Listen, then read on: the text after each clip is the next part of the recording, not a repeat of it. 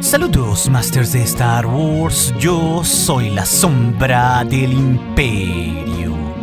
¿Qué? La sombra del Imperio. Hoy, Masters, como cada semana, resolveremos 5 de sus preguntas que me dejaron aquí en YouTube y en el Patreon, siendo la que titula el video sobre por qué a R2-D2 no le borraron la memoria como a C-3PO, la quinta pregunta más importante en este video en la que tendremos un especial y único enfoque. Así que si tú dejaste un comentario aquí en YouTube o en Patreon y no está en este video, recuerda que siempre recibirás una respuesta personal mía a una pregunta si tienes un rango C de los 4 que tengo en Patreon o aquí en YouTube como un miembro del canal. Y de paso, no solo nos ayudarás con tu donación, Master, sino que recibirás emojis personalizados y nos apoyarás a concretar todos los números del Comic Fan Story de la Sombra del Imperio al servicio de Vader que está en proceso, el cual, claro, se publicará gratuitamente en este canal. El enlace, como siempre, estará en la descripción del video. Es así que nuestra primera pregunta del día, proveniente desde aquí de YouTube, el Master Matías Vidal nos cuestiona qué sintió Vader al volver a Mustafar tras su derrota contra Obi-Wan. Y a decir verdad, Masters, esto se retrata muy bien en la serie de cómics Darth Vader 2017 de Marvel, la cual la pueden encontrar íntegramente en el canal en su lista de reproducción. Y básicamente Vader siempre estuvo tribulado acerca de su derrota contra Kenobi, ya que en su futuro en múltiples ocasiones tendría visiones oscuras donde él veía que sí lograba vencer el terreno alto de Kenobi y que lo mataba. Y esto, Master, sucedió tanto en el Vader joven cercano al episodio 3 como con el viejo cercano al episodio 4. Vader pues usaba su derrota como un alimentador de sus emociones oscuras de Sith. Le producía tanto dolor y odio el evento donde lo había perdido todo que esto lo impulsaba a su vez en sus deseos de ser más fuerte y buscar venganza.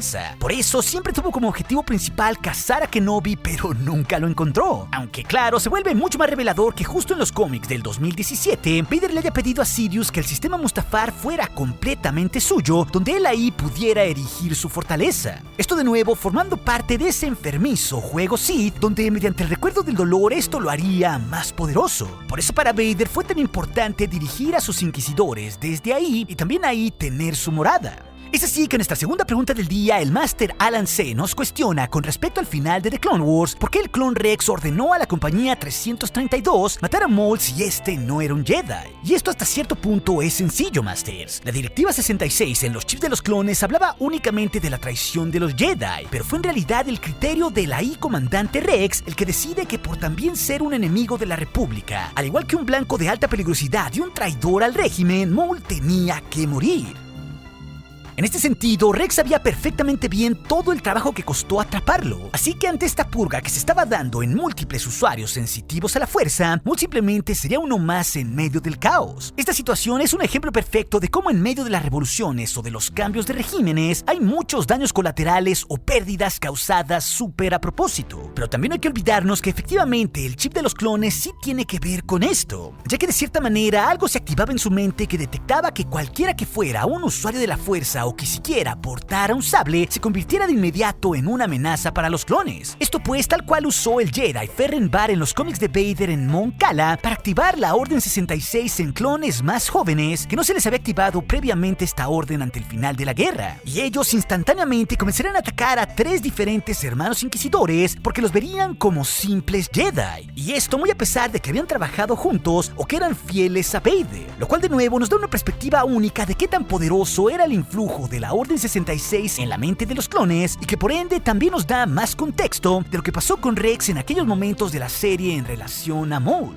Es así que nuestra tercera pregunta del día, el Master Oriol Masdeu nos cuestiona si acaso Palpatine se hizo capturar para que Anakin no fuera a Mandalore. Y la verdad que esto es un tanto difícil de cuantificar, pero como teoría de conspiración creo que es bastante interesante, Masters. No nos olvidemos que Darth Sidious era un maestro estratega y hay que tomar en cuenta que en realidad él había planeado originalmente su secuestro en Coruscant para traer a Skywalker hasta ahí y así pues poder acercarlo más al lado oscuro confrontándolo con Dooku para que éste muriese. Pero a su vez esto también causaría que Grievous fuera más odiado por la población galáctica por haberlo secuestrado precisamente a él hasta el corazón de la capital galáctica, convirtiendo así a Grievous en una gran amenaza. Palpatine pretendía que si Grievous sobrevivía a la guerra, él fuera el chivo expiatorio y todo un monstruo por así decirlo, el que pagaría los platos rotos del lado de los separatistas cuando Dooku Dooku no estuviera, esto al igual que los Jedi del lado de la República. Así que creo que es probable, por un lado, que Palpatine no hicieran en el mundo a Maul, como tampoco que Kenobi en el arco final de The Clone Wars lo consideraba tanto una amenaza al no acudir a Mandalore. Sin embargo, el cómic canónico del hijo de Dathomir sí nos dice desde la perspectiva de Sidious que había permitido que se liberara a Maul desde la prisión de la aguja, y esto claro porque tenía un plan más allá, porque lo conduciría para matar a la madre Talzin, una de las pocas que retaba el poder oscuro de Sidious. Sin embargo, es interesante pensar que esto sobre dejar fuera a Maul sí podría tener una implicación mayor, para que Maul causara caos y así poder dejar a Anakin completamente solo, haciendo que su ex Padawan Ahsoka se enfrentara a Maul haciéndose los dos trizas, mientras que él podría tener la oportunidad perfecta quedándose completamente solo con Anakin en Coruscant, lo cual claro hace mucho sentido como si fuera parte del plan de la conversión de Skywalker. Es así que nuestra cuarta pregunta del día desde Patreon, el inquisidor Sid Lian Mac 2001 nos cuestiona si Ahsoka intentó comunicarse ya sea con Yoda u otros Jedi tras la Orden 66.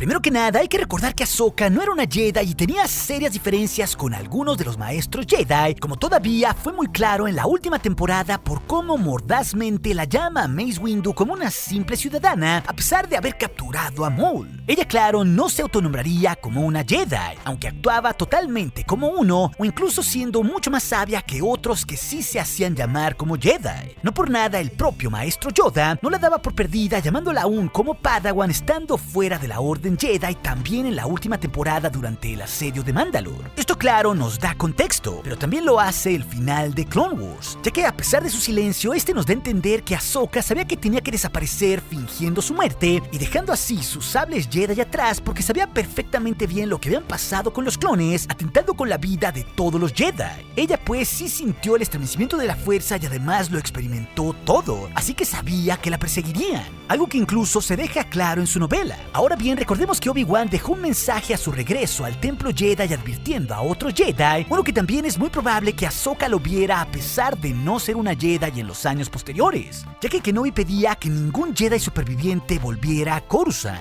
y que prácticamente con ellos se exiliaran, así que era hasta cierto punto obvio lo que tenía que hacer un Jedi para no ser perseguido, ya que si se juntaban con otros eso los pondría en riesgo, algo que debo decir se vio con muchos Jedi en el universo de Legends, como pasó con ese concilio de 8 Jedi que hubo en Kessel, donde Vader terminó matando a todos ellos por su mera reunión tratando de cazar a Obi-Wan Kenobi. Esto pues de la persecución lo entendía muy bien Ahsoka porque nos lo dice en su propia novela canónica, Masters, ya que en ella literalmente nos dice que no quería buscar a otros Jedi porque al hacerlo esto los pondría en peligro por comprometer su ubicación. Esto es clave porque Ahsoka por un lado no quería llamar demasiado la atención, y recordemos también que había toda una galaxia que ahora los perseguía porque ellos a los ojos de todos los ciudadanos eran traidores. Había recompensas, inquisidores e incluso un nuevo Sith que ya estaban persiguiendo a los Jedi, así que por eso Ahsoka, al igual que otros Jedi, se terminaría escondiendo en estos tiempos, ya que incluso aquella vez que se ven brevemente a Ahsoka en la visión del templo Jedi en Lothal durante la serie de Rebels, ambos se reconocen amistosamente como si tuvieran mucho tiempo sin verse, pero ambos ahí con una simple mirada se dan cuenta de que los dos estaban bien, así que en este sentido cada uno seguiría su propio camino tratando de llevar la luz hasta sus respectivas arenas, ya sea en la Alianza Rebelde como lo hizo Ahsoka o cuidando la herencia del elegido para entrenarlo más tarde como fue el caso de Obi-Wan Kenobi o Yoda con Luke Skywalker. Es así que nuestra quinta y pregunta final que titula el video, el Master Alex MTZ nos cuestiona por qué a R2-D2 no le borran la memoria como a C-3PO. Y esto sin duda es un cuestionamiento bastante interesante, Masters, porque si recordamos los momentos finales de la venganza de los Sith cuando Bail Organa toma propiedad de R2 y 3PO, él le ordena al Capitán Antilles que únicamente le borre la memoria al droide dorado, lo cual claro causa su clásica reacción de sorpresa.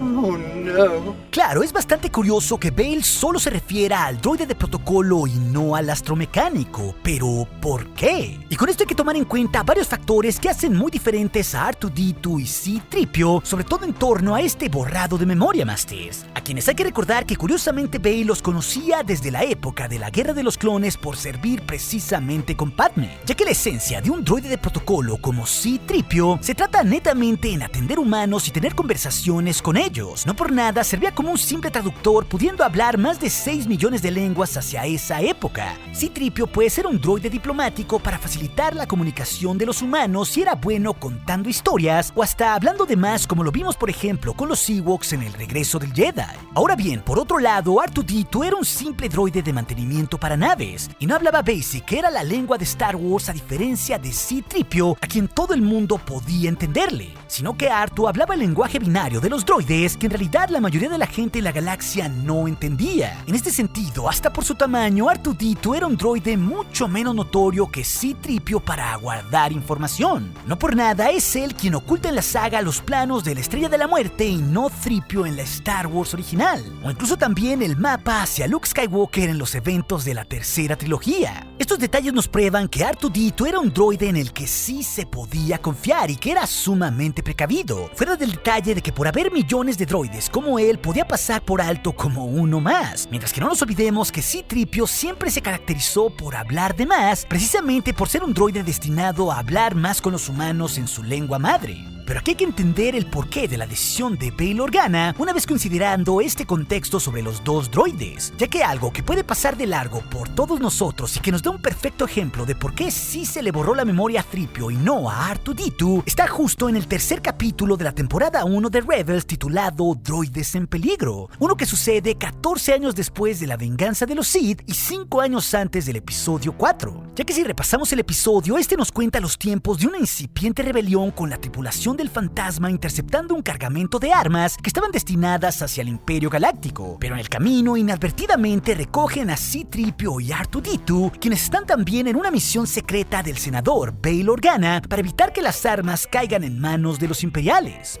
Lo importante es que al final del episodio, después de la misión, la tripulación del Fantasma devuelve a C-3PO y R2-D2 a su legítimo propietario, el senador Bail Organa, y vemos así una escena a bordo del Tantive 4.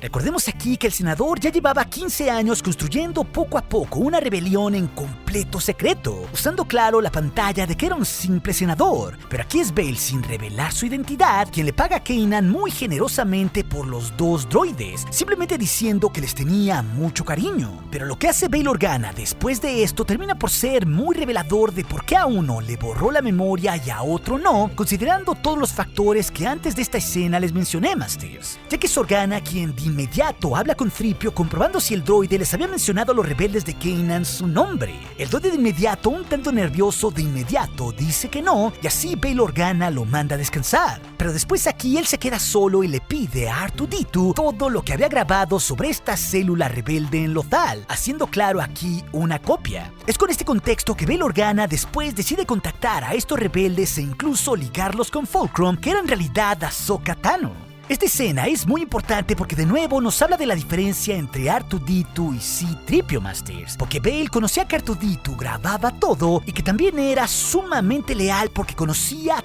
toda la historia pasada, y porque también sabía que el droide astromecánico era tan único que estaba dispuesto a no decirle nada a nadie más que a sus amos, en este caso a los Organa. Mientras que por otro lado, C-3PO siempre podía hablar de más. Esta escena pues funciona como un excelente ejemplo de por qué Bail decidió borrarle la memoria a uno y al otro no, ya que después de todo, Bail sí buscaba tener registro de todo, para que más tarde su hija supiera la verdad del pasado y de su origen. No nos olvidemos que Leia tenía un holograma con la verdad de su pasado revelado por Bail Organa, pero también el propio R2-D2 del universo de Legends nos da mucho más contexto de esta situación, porque sabemos bien que los técnicos de Alderaan pusieron fuertes bloqueos en la memoria de R2-D2 a nivel de código para que tampoco pudiera revelar nada de lo que tenían en su memoria. En este caso parece ser que Bail Organa sí quería que existiera una prueba de lo que pasó con Anakin, Padme y sus hijos, pero tampoco era tan tonto como para dejarla que anduviese ahí sin ninguna restricción, a pesar de lo leal que era R2-D2. R2 pues era la única memoria que quedaba de toda esa historia pasada. Claro, él confiaba completamente en el droide, pero puso esas restricciones en él por si un día caía en las manos equivocadas. Es por eso también que en Legends R2-D2 tardó más de 3 décadas en revelarle a Luke Skywalker esos hologramas de qué pasó con Anakin y Padme, y cómo pues su propio padre estranguló violentamente a su madre. R2 pues lo tenía prohibido en su programación, pero también el leal droide no quería propiciarle dolor a su amo Luke, lo que de nuevo nos da un gran ejemplo de la personalidad única de R2-D2, que lo hizo tan único como para no perder su memoria en más de 6 décadas a diferencia de C-3PO. Pero si también quieres saber otras respuestas a grandes preguntas, como esa sobre cómo se elegían los miembros del Alto Consejo Jedi, esa historia te la dejaré aquí en las pantallas finales junto con otras. Y recuerde, nuestro aliado es la fuerza y un poderoso aliado es. Hasta aquí la sombra del Imperio.